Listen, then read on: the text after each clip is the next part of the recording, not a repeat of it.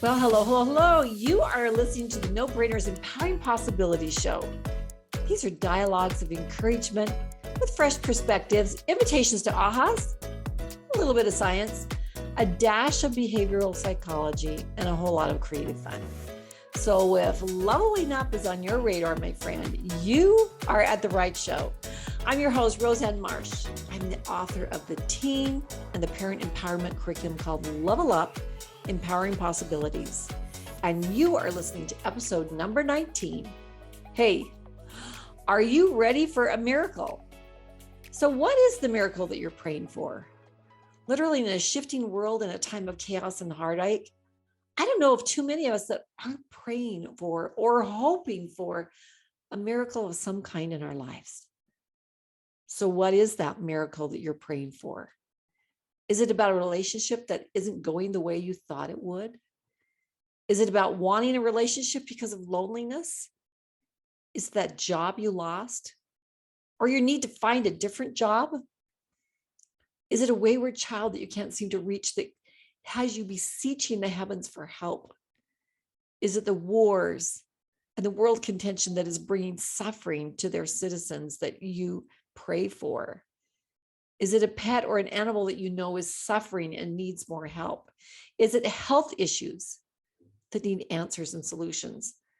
There are so many things that each of us in our own lives, both individually and collectively, have as a concern. But isn't it amazing to know that miracles so abound even in this time and place? There was a recent study and they asked Americans, a certain population of Americans, if they believed in miracles. And 80% of them gave a resounding, of course I believe in miracles, and I see the miracles every day. And I have to say, in my sphere of influence and friends, I'd say it's probably 95% believe in miracles. So what are those stories of miracles that you could tell? If you and I were sitting knee to knee, what is that story that you would tell me about your miracle? Something that's happened in your life. And when was the last time you thought about that story and turned back and remembered the way that made you feel when you knew that something amazing had happened that on your own power you could not have made happen? So what is the definition of a miracle? It's a surprising and welcome event that cannot be explained by natural or scientific laws, and so is therefore considered to be work of the divine. So a couple of things we want to address today are, how does something qualify as a miracle? If I pray for a miracle, will I get a miracle? Can we decide what the miracle will look like? And what can we do to open ourselves up to miracles? In fact, I have 5 things that can help us open up to receive more miracles in our life. So how does something qualify as a miracle? Well, I got a phone call 2 days ago from my son. He's 22 years old, autistic, and he struggles to keep a job. But since he was little, he always has been fascinated with motorized vehicles and has worked a few heavy machinery things on our property, but intuitively knows how to operate them. I mean, it's uncanny to say the least. We've been working to help him get some job training in like auto mechanics or welding. And we just came through with some funding that would help him with a mentor. But on his own, independently, he saw a job listing for a heavy machine operator. Now, he doesn't have any formal training in that. But like I said, we did own some bobcats and some front loaders for snow removal. But he went out to search out that job site where that job was and talk to the boss, but he couldn't find it. So instead of just giving up and saying, oh, well, he stopped at the local bar and went in to ask the bartender where he could find this certain gentleman. Now, there was a man at the bar and he asked why he was trying to find him. He said, do you have a delivery for his construction company? And my son said, no, I'm actually looking to apply for the job he has listed. A man said, well, do you know how to operate heavy machinery? He said, yes. So now the man turns to face him. He said, I'm the guy you're looking for. Let's go back to my warehouse and you can show me what you can do. And they did. And this gentleman was amazed with what he could do. My son called me yesterday and he said, Mom, I got the job. I'm also going over there right now to help him unload some equipment. Now, some would say, that's just coincidence. But my son doesn't drink and he doesn't frequent bars. So why would he walk into that particular one? And why would he be looking at the man he was searching for? I'll tell you that we just received a miracle at the hands of the universe. I call it God. You may call it something different, but I am so grateful. I am so grateful. So what are the miracles that have happened in your life? Are there things that have happened to you that you think are just chance, luck, or happenstance? Possibly, but when we open ourselves up to wanting to receive miracles, we allow a door to open that will bring so much encouragement in our life. We all probably have a different view of what a miracle looks like. It may be a coincidence for one person, and it might be oh, I see how those puzzle pieces are fitting together for another person. But if I pray for a miracle, will I get a miracle? One of my favorite books from a long time ago was one written by Art Berg. He has since passed away, but it was called Some Miracles Take Time. He also wrote another book called The Impossible Just Takes a Little Longer. He was young and a week away from being married. He lived in California. His bride-to-be lived in Utah, and he was traveling back to Utah late at night, and he was going to drive through the night with his roommate. He had driven a long stretch, and then his roommate switched him and got behind the wheel, got drowsy, and hit a cement part of the freeway and flipped the car. Art Berg was projected out of the car, and when he found him, he was paralyzed from the neck down. Now, this book is about his healing journey, about this change of life that took place instantaneously. And in it, we see how he takes a daily walk into the miracles that were happening in his life, how he awakens himself to living his life with purpose and passion in a very different way than he had anticipated. He did end up marrying that same angelic woman a year and a half later under some very different circumstances. But the reminder he has is that some miracles take time. Sometimes we think that miracles are just instantaneous or that they're really huge. But it's even the everyday notices of what is there, and then the ability to look back and see the progress that has been made, that we can measure that out and go, this has been a miracle in my life.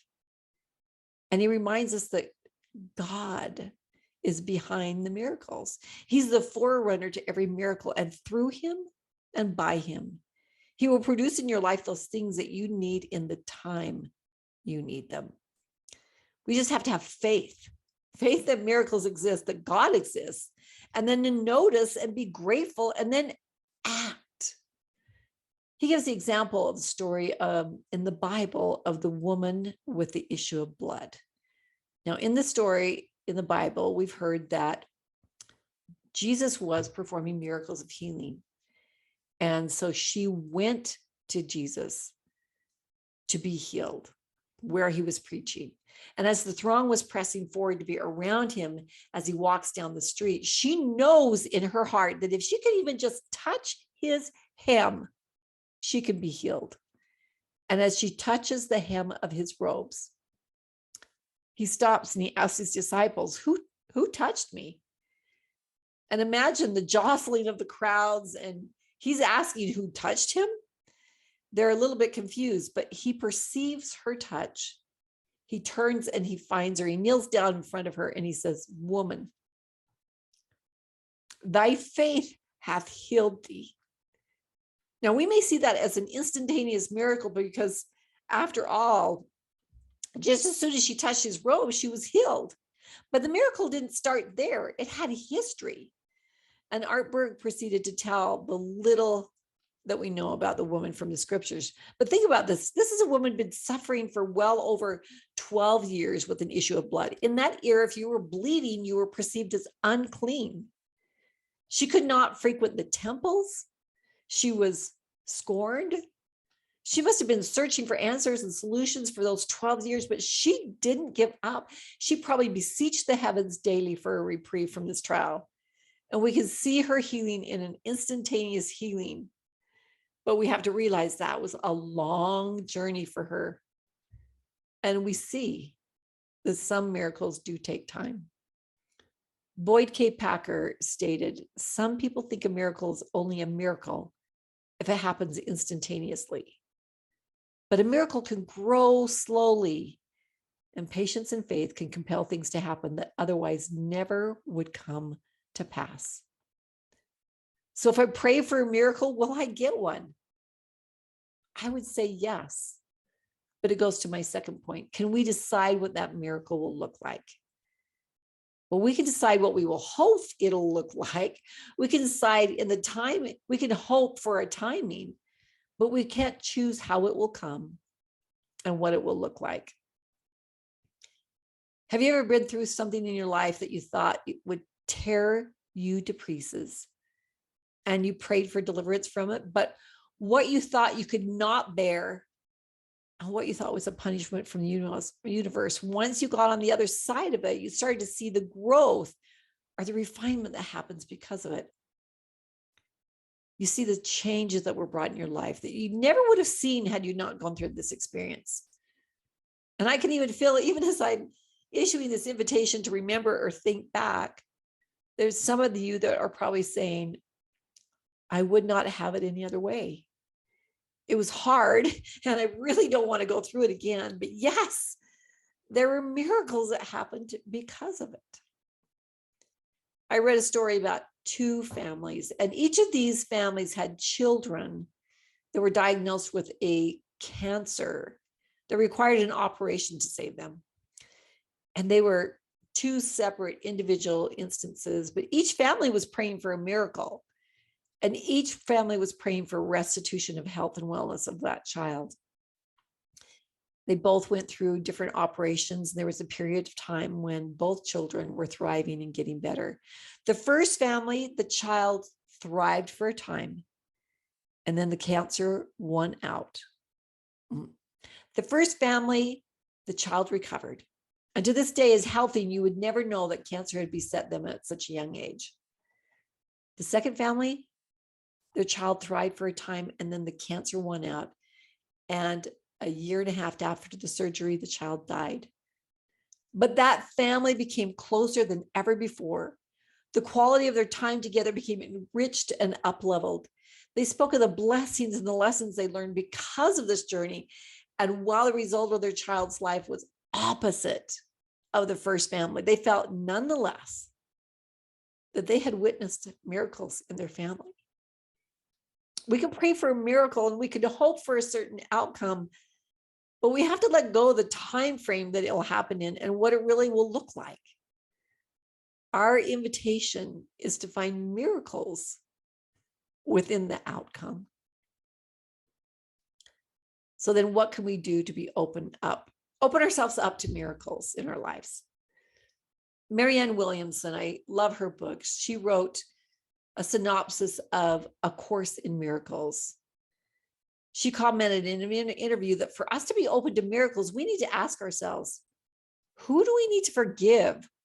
Or who do we need to ask forgiveness from? She mentions that for miracles to come into our life freely, we need to get rid of the contention out of our life. So in this interview, she said, I would say to someone who wants miracles to come in their life, I'd say, have I been forgiven? The Course in Miracles says you can either have a grievance or a miracle, but you can't have both. That's interesting, isn't it? You can either have a grievance or a miracle, but you can't have both.